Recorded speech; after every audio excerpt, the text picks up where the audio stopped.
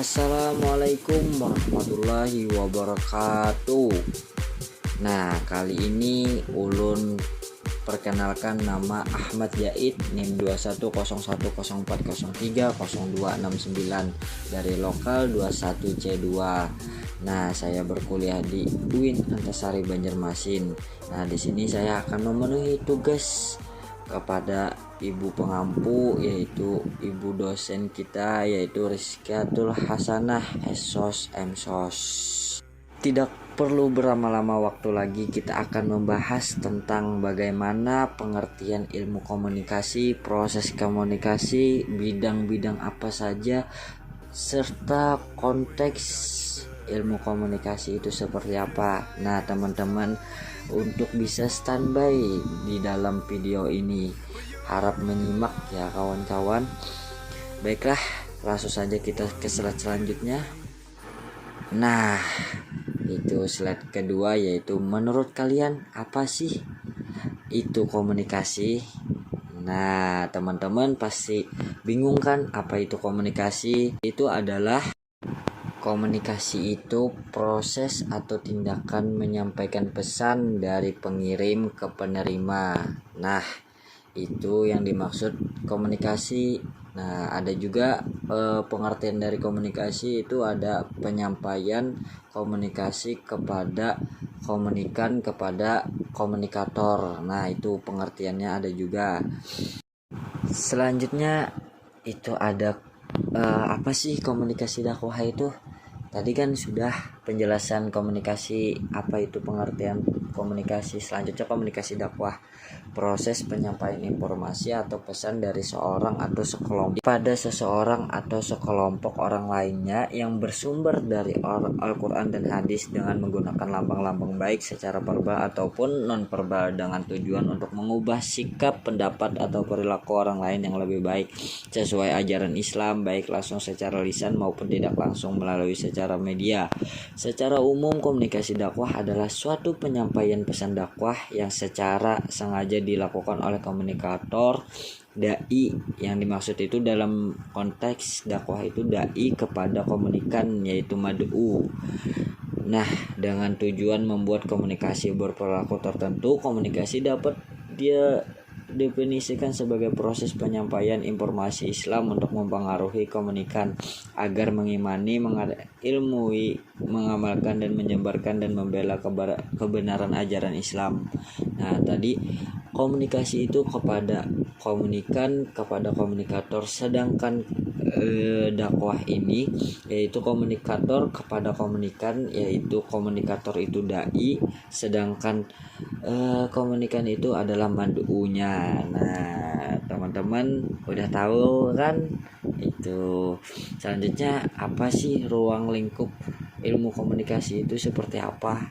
Nah, langsung saja ulun beri kesimpulan sedikit bahwasanya ruang lingkup ilmu komunikasi adalah komunikasi yang utama, yaitu ada komunikasi sosial, komunikasi bisnis, komunikasi organisasi, komunikasi tradisional, komunikasi pembangunan, komunikasi antar budaya, komunikasi dan lain-lain. Bisa dikatakan bahwa ruang lingkup ilmu komunikasi mencakup pada bidang tersebut. Semua bidang tersebut membutuhkan komunikasi yang baik dapat menarik perhatian seluruh orang. Maka dari itu, dalam dunia dakwah, komunikasi merupakan satu bagian yang sangat fundamental darinya. Karena sukses tidaknya proses dakwah tergantung bagaimana dengan pola komunikasi yang terbangun antara dai sebagai subjek dakwah dengan mad'unya sebagai objek dakwah. Mengingat sangat pentingnya komunikasi dalam dakwah, maka pendalaman dan pemahaman dai terhadap komunikasi yang efektif menjadi hal yang sangat urgen. Seorang dai harus membangun pola komunikasi yang dipahami, dimengerti, dan paling penting lagi disukai atau diminati oleh mad'u. Dengan demikian, apabila pola komunikasinya sudah menarik minat mad'u, maka pesan-pesan dakwah yang disampaikan akan terjalankan kepada mad'unya. Teman-teman udah tahu kan ruang lingkupnya. Selanjutnya, dari relasi ilmu dakwah komunikasi itu seperti apa. Nah, dari beruang lingkupnya seperti apa, adapun relasi ilmu dakwahnya itu ada ilmu komunikasi, merupakan disiplin ilmu yang membahas tentang manusia berkomunikasi dan berinteraksi dalam menyampaikan suatu pesan. Keberhasilan dakwah sangat ditentukan dari proses komunikasi. Pada dasarnya, yang membedakan antara proses komunikasi dan dakwah terletak pada pesan yang disampaikan dan tujuan yang akan dicapai. Nah, itulah yang dinamakan pengertian komunikasi. Teman-teman sudah tahu kan?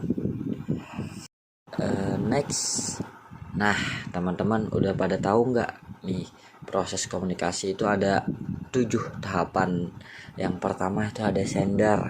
Nah, sender ini sumber atau komunikator. Nah, dari berbagai Anda bicara dengan lawan Anda, itu Anda adalah sendernya. Nah, komunikator adalah pihak per orang yang berbicara untuk menyampaikan pesan di dalam suatu proses. Nah, teman-teman mau menyampaikan sesuatu nih ke teman lawan Anda.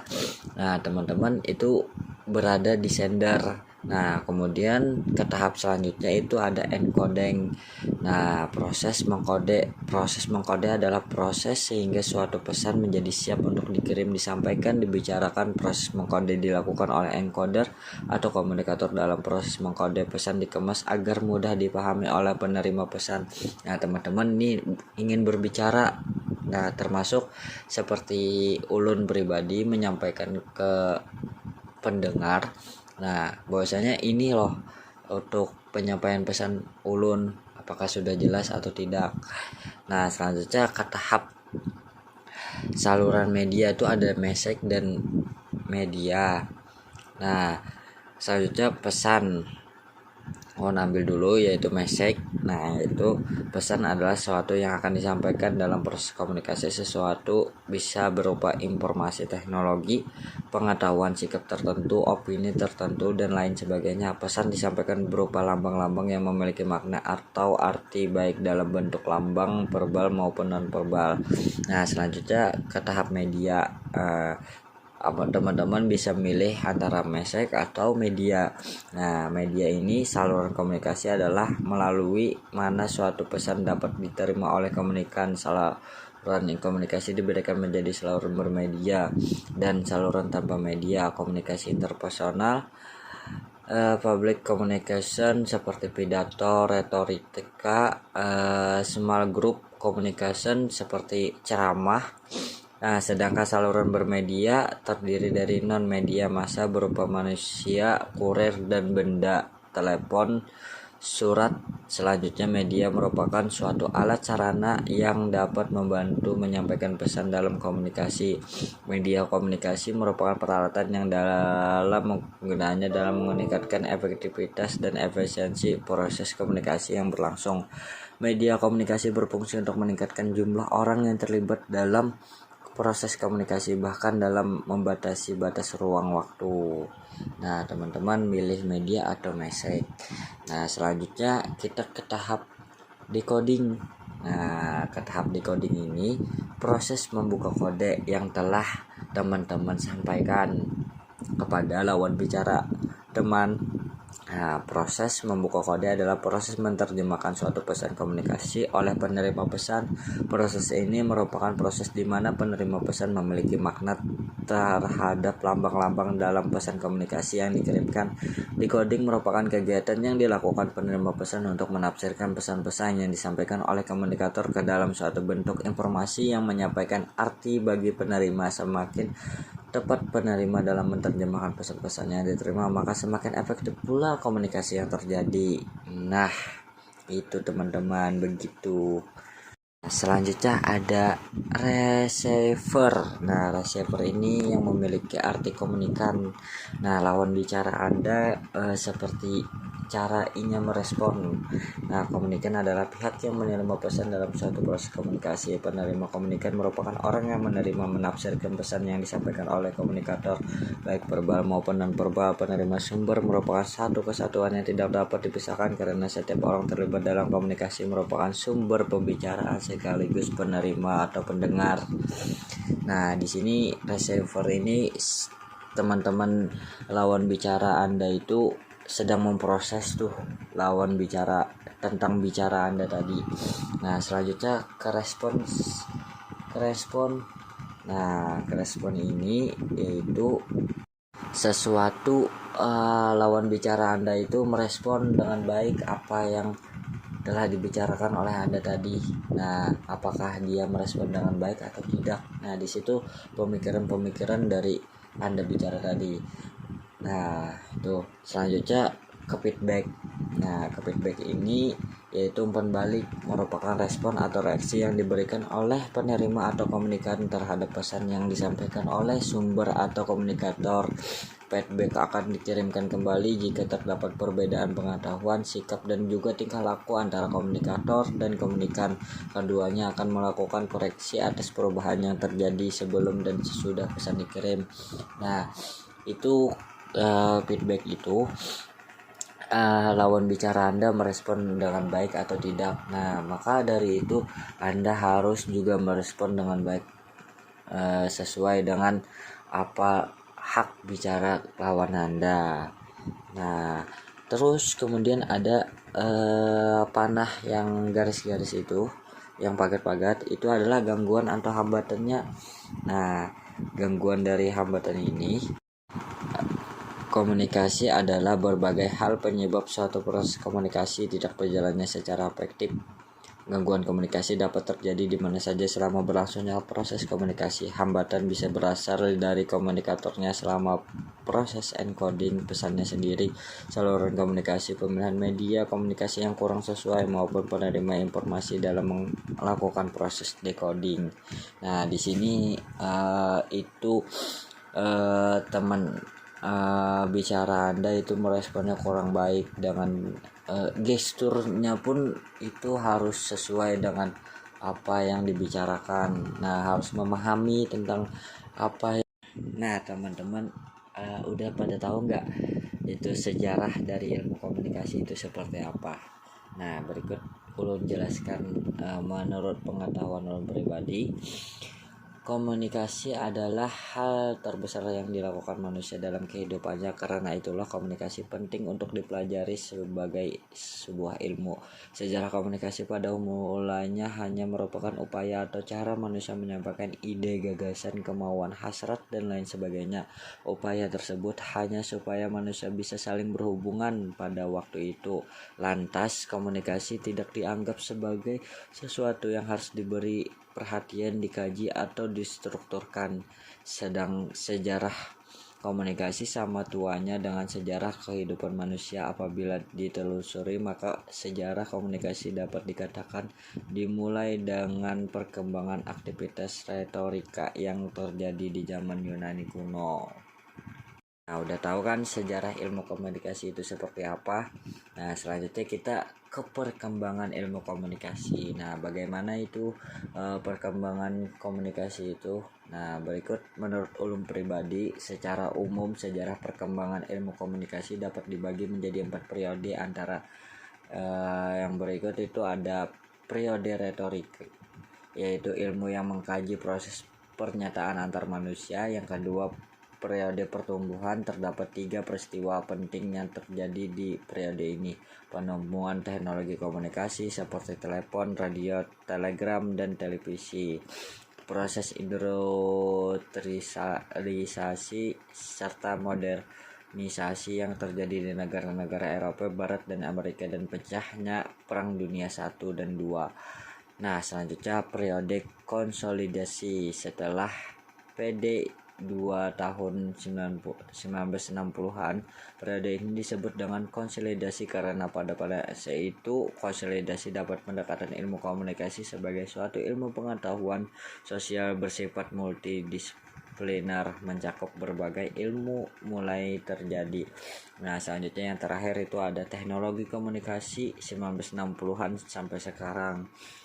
Sejak 1960-an, perkembangan ilmu komunikasi semakin kompleks dan mulai mengarah ke spesialisasi. Nah, itulah yang dinamakan perkembangan ilmu komunikasi itu ada 4. Nah, Secara umum, hakikat komunikasi sering diarahkan dan dipahami sebagai proses penyampaian pesan dari sender ke receiver.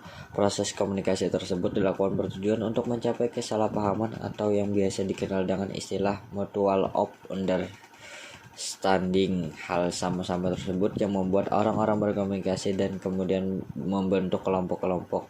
Lantas, sesuai dengan tingkatannya, maka berkomunikasi terdiri dari beberapa konteks. Umumnya, para ahli menyementasikannya dengan jumlah orang yang terlibat dalam suatu proses komunikasi. Dalam komunikasi tertentu memiliki model. Model dalam komunikasi merepresentasikan secara abstrak mengenai deskripsi ideal yang dibutuhkan dalam komunikasi. Nah, itulah prinsip komunikasi umum. Sedangkan prinsip komunikasi Islam itu, tujuan komunikasi Islam adalah memberi kabar gembira dan ancaman, mengajak kepada yang ma'ruf, mencegah kemungkaran, memberi peringatan, menasihati ataupun menegur. Dalam hal ini, komunikasi Islam senantiasa berusaha mengubah perbuatan buruk, sedangkan individu atau sasaran kepada perlakuan yang baik, tidak seperti komunikasi umum yang menyampaikan informasi yang buruk serta berusaha mempengaruhi khalayak sesuai dengan keinginannya. Lantas, komunikator yang dapat bertendensi positif ataupun negatif. Nah, itulah antara prinsip komunikasi umum, prinsip komunikasi Islam. Nah, selanjutnya next. Nah, ini ada 3 model komunikasi. Nah, yang pertama itu ada model komunikasi linear. Seperti apa sih model komunikasi linear ini? Model komunikasi linear ini adalah model komunikasi yang sangat sederhana dan menggambarkan komunikasi berlangsung secara satu arah. Arus pesan digambarkan bersifat langsung dari pengirim pesan ke penerima pesan. Contoh model komunikasi linear itu seperti seorang presiden yang berpidato pada peringatan Hari Kemerdekaan. Lantas, presiden sebagai komunikator yang memberikan informasi atau pesan satu arah kepada seluruh warga Indonesia yang berperan sebagai komunikan. Dalam hal ini, komunikan mendengar dan menyetujui baik dengan cara verbal atau non-verbal. Sedangkan model komunikasi interaksional ini menggambarkan komunikasi sebagai sebuah proses di mana partisipan komunikasi saling bertukar posisi sebagai pengirim pesan dan menerima pesan serta membentuk makna bersama dengan cara mengirim menerima umpan balik dalam konteks fisik dan psikologis. Contoh model komunikasi interaksional ini seperti seorang bidan yang memberi penyuluhan kepada ibu hamil. Dalam hal ini, bidan sebagai komunikator yang memberi pesan penyuluhan yang memberikan pesan menjaga kehamilan yang baik bagi ibu hamil, dan ibu hamil sebagai komunikan. Dalam penyuluhan itu terjadi feedback berupa pertanyaan dari ibu hamil kepada bidan. Bidan menjawab kegiatan tentang sebab akibat, sebabnya bidan memberikan bimbingan kepada ibu hamil, dan akibat ibu hamil mengetahui informasi mengenai cara menjaga kehamilan. Nah, itu adalah model komunikasi interaksional. Nah, selanjutnya itu ada model komunikasi interaksional. Komunikasi interaksional ini adalah suatu proses personal karena makna atau pemahaman yang kita peroleh pada dasarnya bersifat pribadi hingga derajat tertentu para pelakunya sadar akan kehadiran orang lain di dekatnya, bahwa komunikasi sedang berlangsung meskipun para pelakunya tidak dapat mengontrol sepenuhnya bagaimana orang lain di dekatnya, dan bahwa komunikasi bersifat dinamis. Nah, ini adalah komunikasi 3 arah. Nah, dari Anda bicara kepada lawan Anda, dan ada lagi seseorang yang mau potong rambut atau pelanggan yang datang akan potong rambut. Pelanggan dan tukang cukur ini bisa menjadi komunikator dan komunikan. Saat pelanggan menjadi komunikator, berarti tukang potong rambut menjadi komunikan. Pelanggan memberikan informasi ingin memotong rambut model apa, dan tukang potong mendengarkan apa yang diinginkan pelanggan. Sedangkan saat tukang potong rambut menjadi komunikator, memberikan harga kepada pelanggan, dan pelanggan mendengarkan dan melaksanakan apa yang dikatakan tukang potong tadi. Hal ini menimbulkan komunikasi yang dinamis karena komunikator dan komunikan sama-sama aktif dalam secara dinamis. Nah, itulah model-model komunikasi, ada 3 tadi. Selanjutnya next. Nah teman-teman, apa sih itu jenis komunikasi, bidang komunikasi, konteks komunikasi itu seperti apa? Nah berikut penjelasan jenis komunikasi. Jenis komunikasi itu terbagi menjadi banyak sebenarnya. Yang pertama itu ada komunikasi berdasarkan penyampaian, itu entah ada komunikasi verbal atau lisan. Yang kedua ada komunikasi non verbal tertulis. Nah yang kedua itu ada komunikasi berdasarkan perilaku. Nah perilaku ini seperti gaya formal, informal, dan non formal. Nah terus yang ketiga ada komunikasi berdasarkan keberlangsungan. Berdasarkan keberlangsungannya komunikasi dapat dibedakan menjadi dua. Nah komunikasi langsung atau komunikasi tidak langsung. Nah yang keempat itu ada komunikasi berdasarkan maksud komunikasi. Berdasarkan maksud komunikasi dapat dibedakan menjadi berikut. Yang pertama itu ada berpidato, memberi ceramah. Dengan demikian jelas bahwa inisiatif komunikatif menjadi hal penentu. Demikian pola kemampuan komunikasi yang peranan kesuksesan proses komunikasinya. Nah yang kelima ada komunikasi berdasarkan ruang lingkup. Nah itu terbagi menjadi ruang lingkup komunikasi internal maupun eksternal. Nah komunikasi berdasarkan jumlah berkomunikasi, komunikasi berdasarkan peranan individu. Nah komunikasi berdasarkan jaringan kerja, komunikasi berdasarkan ajaran informasi. Nah selanjutnya itu ada kita ke pembahasan bidang komunikasi. Seperti apa sih bidang komunikasi itu? Nah berikut ulun bidang komunikasi itu terbagi menjadi sampai H. Yang pertama itu ada komunikasi sosial, teman-teman berkomunikasi dengan musyawarah kepada masyarakat. Nah kemudian komunikasi organisasi. Nah dalam ruang lingkup organisasi teman-teman, apabila teman-teman berbicara dalam satu organisasi kepada lawan bicara organisasi Anda. Nah kemudian komunikasi bisnis. Nah di sini Anda misalkan bekerja sebagai sales. Nah di situ Anda menawarkan segala produk apa yang Anda jual. Nah itu adalah komunikasi bisnis. Sedangkan komunikasi politik itu adalah komunikasi yang bersifat demo. Nah bersifat demo itu coblos ini coblos itu. Nah itu seperti contohnya ulun ambil sedikit. Nah yang kelima itu ada komunikasi internasional. Nah komunikasi ini sudah lumayan terkenal internasional. Nah kemudian selanjutnya komunikasi antar budaya. Nah antar budaya ini misalkan Islam, Konghucu tuh komunikasinya seperti apa, ini. Nah komunikasi pembangunan. Nah ini pembangunan ini cara membangun komunikasinya itu seperti apa. Selanjutnya yang terakhir adalah komunikasi tradisional. Di luar itu banyak bidang dapat disebut sebagai bidang dari komunikasi, yaitu komunikasi keluarga, komunikasi dakwah, komunikasi kesehatan, dan lain sebagainya.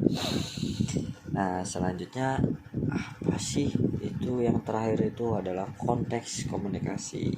Menurut teman-teman apa sih konteks komunikasi itu? Konteks komunikasi itu mau tahu nggak? Nungguin ya. Ya udah sini belum kasih tahu, yaitu komunikasi intra itu terbagi menjadi 5. Yang pertama itu adalah komunikasi intrapribadi. Komunikasi intrapribadi ini adalah komunikasi diri sendiri. Contohnya berpikir. Komunikasi itu merupakan landasan komunikasi antar pribadi dan komunikasi dalam konteks-konteks lainnya. Dalam artian tuh contoh misalkan Anda berbicara dengan kaca. Nah itu adalah komunikasi interpribadi. Bagaimana kepribadian Anda berkomunikasi, apakah Anda bertele-tele berkomunikasi. Nah, itu selanjutnya ada komunikasi antar pribadi. Komunikasi antar pribadi ini adalah komunikasi antara orang-orang yang secara tatap muka yang memungkinkan setiap pesertanya menangkap reaksi orang lain secara langsung, baik secara verbal maupun non verbal. Dalam artian itu, contoh misalkan Anda berbicara dengan orang lawan Anda. Nah, itu pasti Anda berbicara tentang apapun yang harus dibahas oleh Anda.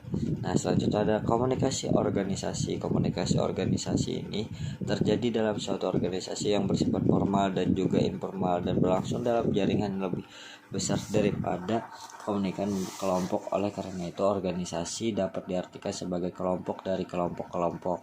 Nah, di sini misalkan Anda mengadakan kegiatan. Nah, di situ Anda sebagai MC. Nah, di situ Anda komunikasi dalam satu organisasi kepada teman-teman satu organisasi. Nah, makanya itu sebagai kelompok dari kelompok-kelompok. Nah, selanjutnya yang terakhir ada komunikasi massa. Komunikasi massa ini adalah komunikasi yang menggunakan media massa, baik cetak, majalah itu seperti surat kabar, majalah, atau elektronik seperti radio, televisi, berbicara relatif mahal yang dikelola oleh suatu lembaga atau yang dilembagakan yang ditujukan kepada sejumlah perorangan yang tersebar di banyak tempat. Nah, itu.